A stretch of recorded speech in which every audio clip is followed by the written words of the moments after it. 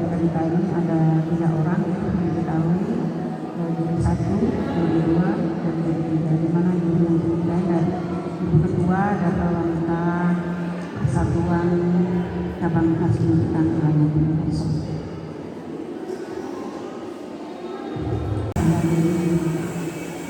Yang Kabupaten Situbondo ini terbaik, yang dari Kabupaten Bondowoso ini terbaik. Baiklah, kita mulai dulu biar nanti tidak terlalu siang. Tadi ke-6 peserta yang akan tampil pada siang hari ini telah mengambil nomor undian, yaitu nomor undian 1 sampai 5. Di sini sudah tertera nomor undiannya. Jadi kami panggil nomor undian pertama atau 1 atas nama Ibu Dia dengan naskah nomor 14 dari S MAN 1 Panarukan Situbondo. Ini sudah siang hari yang panas tapi tetap semangat. Semoga jenengan tidak terlibat seperti saya. Karena dari kemarin itu saya sudah tenang karena bisa bawa teks. Ternyata tidak, tapi bismillah saja. Baik, saya mulai ya Ibu.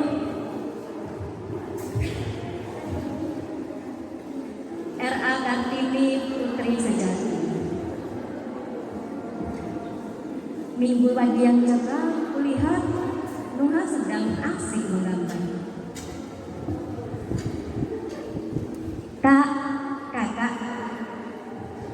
Kakak tahu sekarang bulan apa?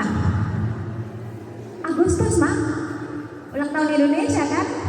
Benar sekali. Mama mau menceritakan salah satu pahlawan Indonesia yang sangat berjasa.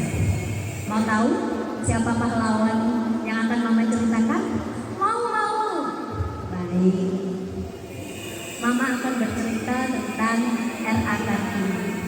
Jadi Raden Ajeng Kartini ini adalah pahlawan yang sangat berjasa, luar biasa. Raden Ajeng Kartini ini lahir di Jepara, yaitu tanggal 21 April 1879. Makanya setiap tanggal 21 April kita selalu memperingati Hari Kartini, ingat nggak? Nah, gelar yang diperoleh Kartini, Raden Ajeng, ini diberikan karena Raden Ajeng ini, R.A. Kartini adalah seorang keturunan bangsawan. R.A. Kartini memiliki cita-cita yang sangat tinggi sekali, bahkan besar. Dan beruntungnya R.A. Kartini ini bisa bersekolah di LS, yang dimana R.A. Kartini bisa berbahasa Belanda, Kak. Namun sayang, di usianya 12 tahun, Kak, R.A. Kartini harus berhenti sekolah karena dituntut oleh orang tuanya. Coba bayangkan, Kak, usia 12 tahun, R.A. Kartini itu mempunyai semangat yang menggebu, semangat cita-cita dan impian yang sangat tinggi. Di semangatnya yang sangat menggebu, dia harus berhentikan sekolahnya oleh orang tua. Bagaimana perasaan kalau Bapak itu? Mungkin kecewa atau marah, dongkol, benci ke orang tua? Enggak. R.A. Kartini tetap patuh terhadap orang tuanya, menuruti keputusan orang tuanya tanpa kecewa sedikit pun. Jadi R.A. Kartini itu termasuk anak yang patuh ya Kak. Nah, meskipun R.A. Kartini itu tidak sekolah, R.A. Kartini tetap ingin menjadi pintar dan berwawasan yang tinggi, yaitu dengan belajar banyak, membaca buku, surat kabar, seperti itu. Dari buku-buku yang dia pelajari, R.A. Kartini mempunyai semangat yang semakin tinggi, yaitu untuk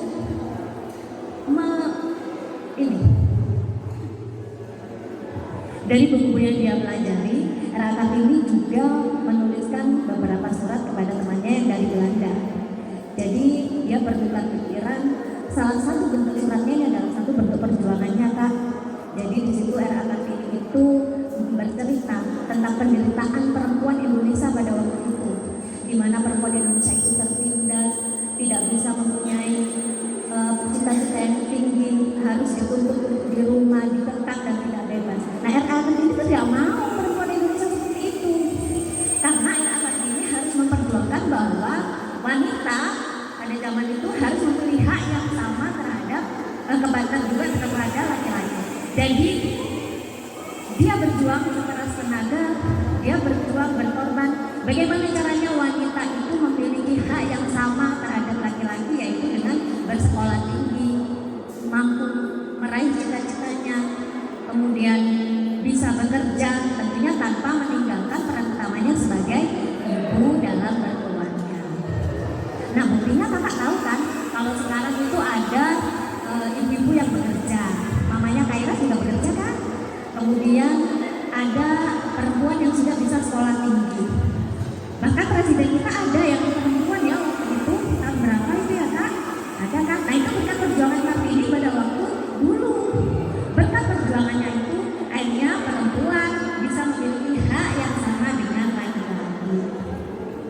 Nah, pada tahun 1903 kak, itu Kartini menikah sama Adipati Adinata. Gelar yang diperoleh dari Raden Ajeng menjadi Raden Ayu, karena kalau setelah menikah berganti menjadi Raden Ayu. Meskipun sudah menikah, cita-citanya masih tinggi, masih besar. Dia masih berkeinginan untuk mewujudkan cita-citanya. Beruntungnya sekali suaminya itu mendukungnya kak. Akhirnya bisa mendirikan sekolah wanita yang diperuntukkan untuk wanita pribumi atau perempuan pribumi Indonesia pada waktu itu. Seperti itu. Wah, berarti perjuangan Ara Kartini dulu berat banget ya Ma? Iya, tentu saja. Aku mau dong, mau seperti Kartini. Aku mau punya cita-cita yang tinggi. Aku ingin mewujudkan impianku. Boleh, tentu saja. Jadi kalau kakak mau melanjutkan sekolah yang tinggi, mewujudkan cita-cita yang tinggi, impian yang tinggi, kakak harus bekerja keras, harus semangat belajar seperti Ara Kartini. Tapi tidak boleh lupa bahwa kita harus patuh terhadap orang tua dan juga menghormati bapak ibu seperti itu. Karena kak, tidak ada hasil yang mengkhianati usaha. Kalau kakak punya cita-cita yang tinggi sekali, punya cita yang besar, bisa terwujud asal kakak berusaha dengan keras seperti perjuangan Ara Kartini. Oh iya kak, di Ara Kartini ini, cerita Ara Kartini tertuang dalam lagu. Kakak hafal lagunya? Ayo nyanyi bersama-sama sama mama. 1, 2, 3. Ibu kita Kartini. Boleh untuk bernyanyi sudah semuanya. Putri sejati, putri Indonesia, harum namanya. Ibu kita Kartini, pendekar bangsa, pendekar kaumnya untuk merdeka. Wahai ibu kita Kartini, putri yang mulia, sungguh besar. 2 atas nama Ibu Dwi Intang dengan nomor naskah 13 dari SMA Negeri 2 Bondowoso.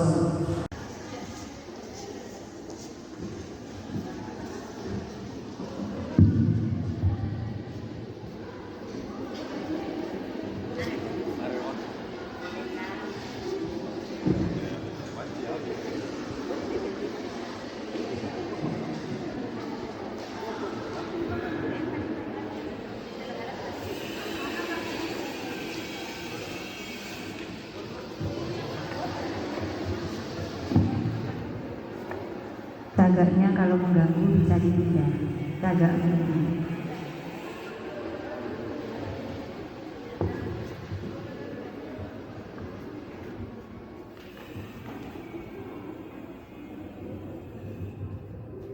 Jalan-jalan ke Semarang, mampir Cimahi membeli sepatu. Halo semua, selamat siang. Assalamualaikum warahmatullahi wabarakatuh. Perkenalkan, nama saya Dwi Intan Agesti dari SMA Negeri 2 Bondowoso.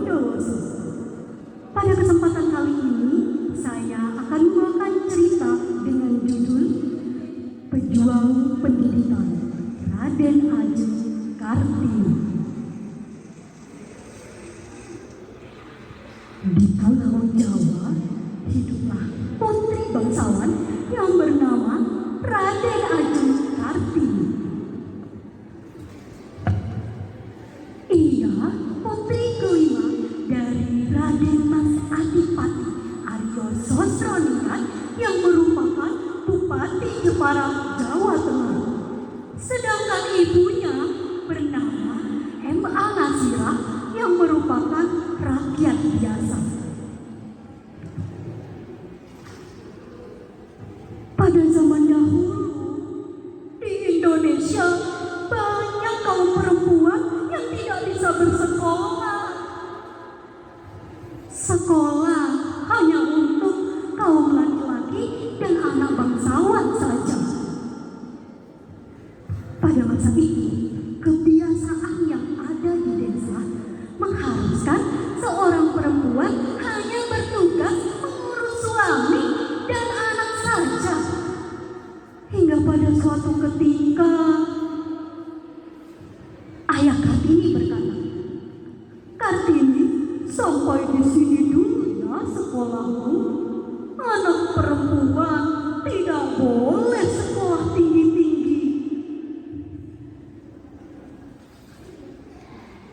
Tepat di usianya yang ke-12 tahun, Kartini tidak dapat lagi bersekolah. Ia sangat sedih.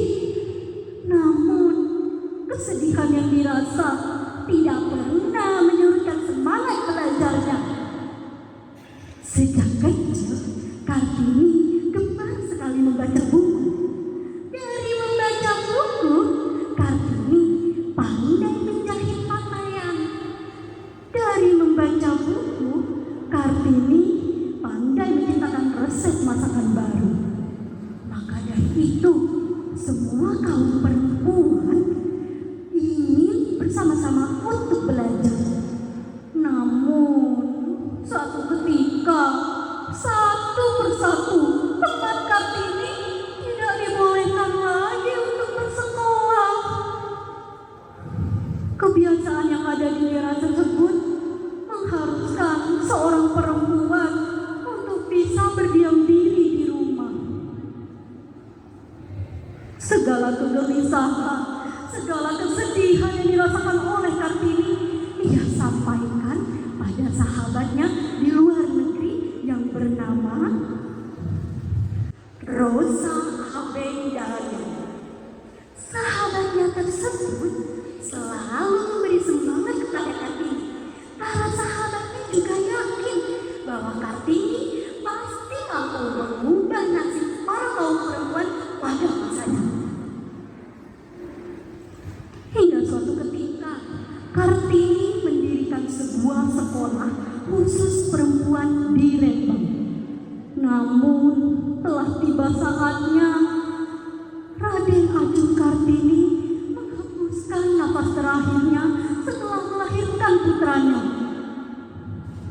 Kini, Raden Ajeng Kartini merupakan pahlawan nasional Indonesia. Hari kelahirannya pada tanggal 21 April 1879 yang diperingati sebagai Hari Kartini. Sejak kecil, Kartini gemar sekali membaca. Ia juga gigih dalam memperjuangkan kaum perempuan untuk bisa belajar pada masanya. Berkat usaha dan kerja kerasnya, Kartini mampu mengubah nasib para kaum perempuan. Kini, perempuan bukan sosok yang hanya bisa berdiam diri di rumah, mengurus suami, ataupun hanya mengurus anak saja. Namun, perempuan masa kini telah mampu bersekolah setinggi-tingginya, menggapai cita-citanya berkat Raden Ajeng Kartini. Terima kasih, sekian dari saya. Wassalamualaikum warahmatullahi wabarakatuh. Atas nama Ibu Ari Susana dengan nomor naskah 14 dari SMKN 1 Pringin Bondowoso. Di sebuah negeri yang indah bernama Indonesia, hiduplah seorang Bapak Soekarno. Beliau adalah Bapak kemerdekaan yang membantu Indonesia untuk mencapai kebebasannya dari penjajahan. Bapak Soekarno lahir di Surabaya pada tanggal 6 Juni 1901. Beliau merupakan anak yang cerdas dan memiliki semangat yang tinggi. Suatu hari, Soekarno merasa sangat prihatin dengan keadaan bangsanya. Karena pada saat itu, bangsanya berada dalam kekuasaan penjajah Belanda. Soekarno memikirkan bagaimana caranya agar bangsa tersebut bisa terlepas dari penjajah Belanda. Sehingga Soekarno berbicara kepada teman-temannya dan menyuarakan keinginannya untuk melawan penjajah.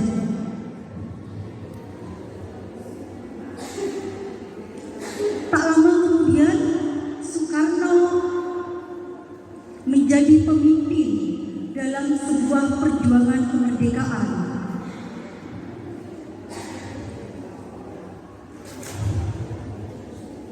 Ia kemudian mendirikan organisasi perjuangan kemerdekaan bersama teman-temannya. Bersama teman-temannya, Soekarno menulis dan mengajak serta memiliki cara lain agar bisa menyatukan bangsa Indonesia untuk melawan penjajah. Suatu hari, Soekarno berbicara kepada teman-temannya di bawah pohon yang rindang. Saudara-saudara, kita harus bisa melawan penjajah.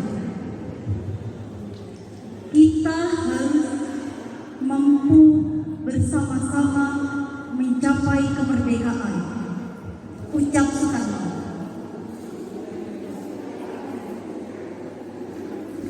Tapi bagaimana caranya, Bung Karno? Kemudian Soekarno berkata, kita harus terus belajar, terus bersama-sama untuk mencapai kemerdekaan.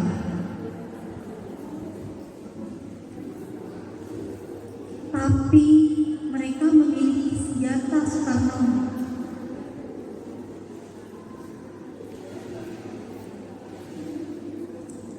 Kekuatan bukan hanya pada senjata, tetapi pada semangat juang dan keberanian kita. Kalau kita bersama, kita pasti bisa melawan penjajah. Lalu, bagaimana caranya, Soekarno? Kita harus terus belajar.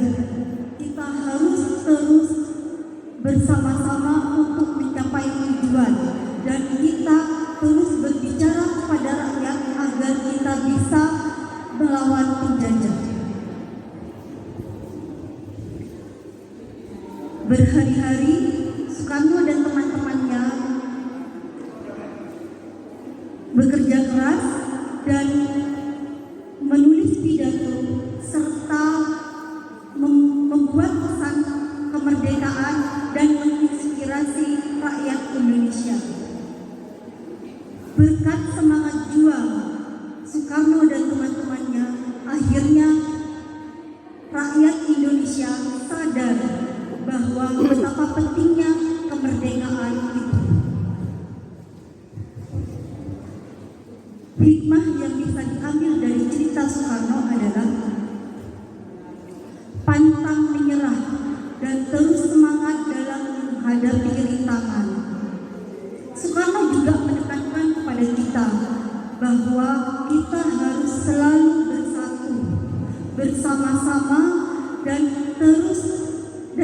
boleh membedakan antara satu dengan yang lainnya.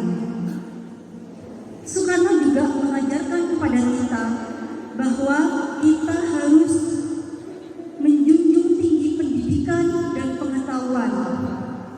Ini mengajarkan kepada kita bahwa kita harus selalu belajar, kita harus selalu mengembangkan diri kita agar maju. Jadi, dengan begitu kita harus selalu mengenang dan mempelajari jasa Soekarno dan mempelajari semangat dari Soekarno agar kita bisa menjadi pribadi yang tegas, berani, dan pantang menyerah dalam hidup kita. Terima kasih. Nomor undian 4 atas nama Ibu Fitri Nurfaiza dengan nomor naskah 9 dari SMA 1 Kapongan Situbondo.